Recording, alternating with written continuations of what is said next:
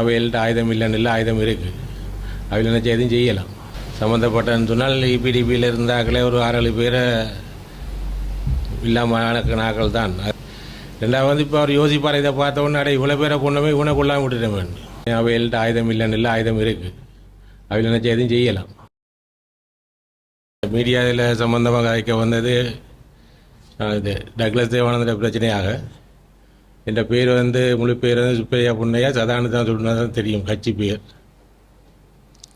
இது சம்பந்தமாக நாங்கள் இவ்வளோ காலம் இதோடு இருந்தபடியாக எங்களுக்கு அந்த சம்பள பிரச்சனைகள் ஒன்றும் செய்யலாம் போனது அரசாங்கம் வேல்ட பக்கம் இருந்தபடியாக.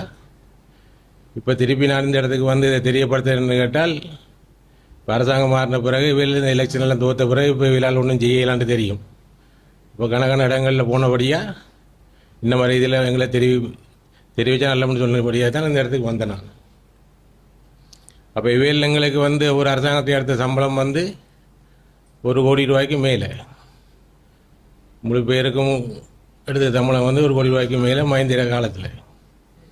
இப்போ இவையில் எங்களுக்கு கொடுத்தது வந்து 10,000, 15,000, 8,000, 9,000 இப்படி ஆகல் பார்த்து தான் கொடுத்தவ. அதே நேரத்தில் எங்களுக்கு ஆரம்பத்தில் இவையில் சொன்னது கட்சியில் இருந்து விளத்துற வரைக்கும் மாதாந்தம் 3,000 ரூபா சேமிப்புன்னு சொல்லி சொன்னால் அந்த இபிஎஃப் பிடிஎஃப் மாதிரி ஒரு சம்மந்தமானது தான். இவையில் வந்து அதை எங்களுக்கு எடுத்து திருப்பி போகிற நேரத்தில் கேட்டால் அவை சொன்னாங்க அது உங்களுக்கு அந்த காசு போய் கிடைக்காதுன்ட்டு. இப்போ நான் அதுக்குரிய இடத்துல எல்லாம் போய் சம்மந்தப்பட்ட இடங்களுக்கெல்லாம் போய் பார்த்தேன். நான் இவையில் எந்த இதுக்குமே அந்த இதுகளுக்கு காசுகள் ஒன்றும் போட்டபடி இல்லை.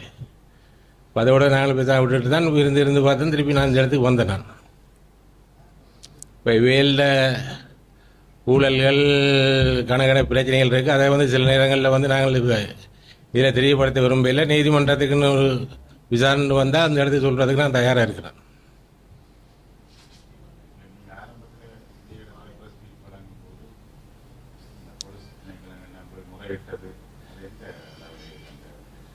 ஓ 2015 போலீஸ் ஹெட் குவார்ட்டர்ஸில் போய் தான் நான் இதெல்லாம் பதிவு செஞ்சுருக்குது. அப்போ அதை பதிவு செஞ்ச பிறகு திருப்பி யாழ்ப்பாணத்துக்கு இங்கே வர சொல்லி எங்களுக்கு வாக்குமூலம் எடுத்த வழியே அவையில் அந்த இதில் வந்து எந்த ஆக்ஷனுமே எடுக்க இல்லை. 2015, 2016 மாதத்துக்கு 2 மாதத்துக்கு ஒருக்கா வந்து இங்கே வந்து வாக்குமூலம் கொடுத்து போய் கொண்டு தான் இருந்தேன். ஆனால் அவைகளுக்கு அதுக்கு டக்ளஸ் தேவானந்துக்குரிய எந்த இதுவுமே எடுக்க இல்லை. திருப்பி இப்போ ஒரு 3 மாதத்துக்கு முதல்லையும் போனான். போன பிறகு அவையில் யாழ்ப்பாணத்தை போய் பார்க்க சொல்லி இபிஎஃப் பிடிஎஃப் சம்பந்தமாக பார்க்க சொன்னால் இங்கேயும் இல்லை, கொழும்புலேயும் இல்லை. இவையில் அதுக்குரிய காசு வயல் போட்டும் இல்லை. இன்றைக்கு 100கணக்கான பொடிகள் இன்றைக்கு ரோட்டு வழியை தான் தெரியுதும். வேலையோட இருந்த ஆக்கள் இந்த வேலையும் இல்லை, வெட்டியும் இல்லாமல். அதில் அதே மாதிரி தான் நானும் ஒரு ஆள் தான். நாங்கள் ஆரம்ப காலத்திலிருந்து நாங்கள் 18-19 வருஷம் இருந்தால் 90ஆம் ஆண்டு தீவிபதி பிடிக்கிற காலத்திலிருந்து யாழ்ப்பாணத்தை சிறிது வரைக்கும் இருந்தேன் நான். இப்போ இந்த சம்மந்தமாக சம்பளம் கேட்ட பிரச்சனைகளில் 2 ஆக்களையும் இல்லாமல் ஆக்கின ஆக்கள் தான் இந்த டக்ளஸ். அப்போ இந்த முறையாச்சு இந்த இதுகள் வெளியில் அது தெரியப்படுத்துகிறபடியால் ஏதாச்சும் ஒரு நல்ல ஒன்று கிடைக்கும்னு நான் நினைக்கிறேன்.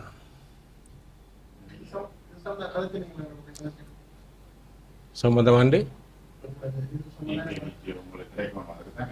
ஆமாம் அதெல்லாம் போய் நான் அறிஞ்சு பார்த்தேன்னா இவையில் அந்த இது போட்டதா இல்லை.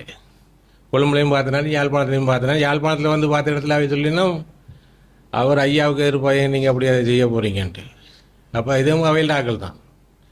மனித உரிமையான குழுவுக்கு போனால் போய் அறிக்கையும் கொடுத்து இந்த மாதிரிக்குள்ளே எல்லாம் சரின்னு சொல்லி லெட்டரையும் கொடுத்தேன் நான். அப்போ அங்கே சைன் பண்ணி இருக்குது கொப்பியில். அவையிலும் அந்த இதை வந்து அந்த கடிதத்தை கொண்டு வந்து இவர்கிட்ட கொடுத்து போட்டாங்க டக்ளஸ்ட்டு. அங்கே கொழும்பு ஹெட் ஆஃபீஸ்லேருந்து கேட்டவுடனே சொன்னாலும் அப்படி ஆளை எங்களுக்கு தெரியாதுன்ட்டு. ஏன்னா அவருக்கும் வந்து இவையில் தானே வீடு எடுத்து கொடுத்து சாப்பாடு கொடுத்து வச்சுருந்தது. இப்போ அந்த இதில் வந்து அவரோட பக்கம் தான் அவரும் வேலை செஞ்சது. சரியான இதுக்கு அவர் வேலை செய்யலை.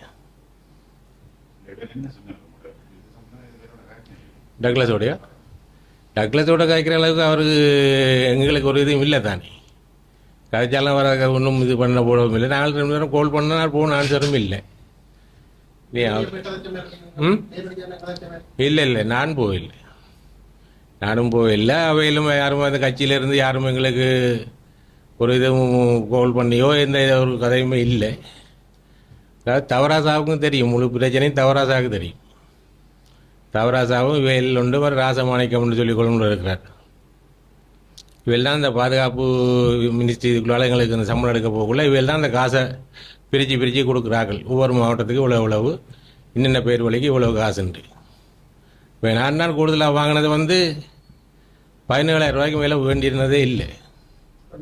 மாதம் 17,000. ஆரம்பத்தில் நான் வாங்கினது 50 ரூபா. ரணசிங்கபுரம் மாத காலத்தில் கைட்ஸில் இருக்கக்குள்ளே கொடுத்த சம்பளம் 50 ரூபா. அது இந்த கல்யாணம் முடிச்ச ஆக்களுக்கு கொடுத்தது 1,500 ரூபா. அது ஒரு 200-300 ரூபாய் ஓடியில் இருந்தோம் கைட்ஸில் நாங்கள் இருக்கக்குள்ள.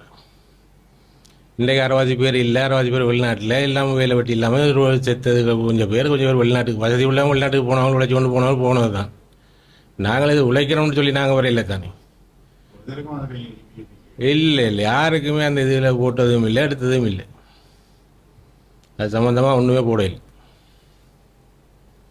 மற்றது இவர்கள் இப்போ என்னென்று கேட்டால் ஒரு ஆளுக்கு ஆக நாங்கள் சம்பளம் கொடுக்கப்பட்டது இராணுவ சம்பளம் வாய்ந்த காலத்துலலாம் 65,000 70,000 அந்த ஒரு பதவிகளை பொறுத்து. சோல்ஜருக்கு எவ்வளவு, அதிகாரிக்கு எவ்வளவு, அந்த இதுகள்லாம் அந்த இது பார்க்க போனால் எங்களுக்கெல்லாம் அந்த கேப்டனுடைய சம்பளம் தான் எங்களுக்கு போய் எடுபட்டுருக்கு. வெளிநாட்டில் இருக்கிறவங்களுக்கு கூட இங்கே சம்பளம் எடுபட்டுருக்கு. எல்லாம் வெயில் எடுத்தது தான். ஆனால் இன்றைக்கு வெயிலில் காசுகள் நான் அன்னைக்கையில் இங்கே இருக்கும்னு சொல்லி எல்லாம் வெளிநாடு வெளியே தான் இருக்கும், இந்தியாவில் வச்சுருக்க மாட்டேன்.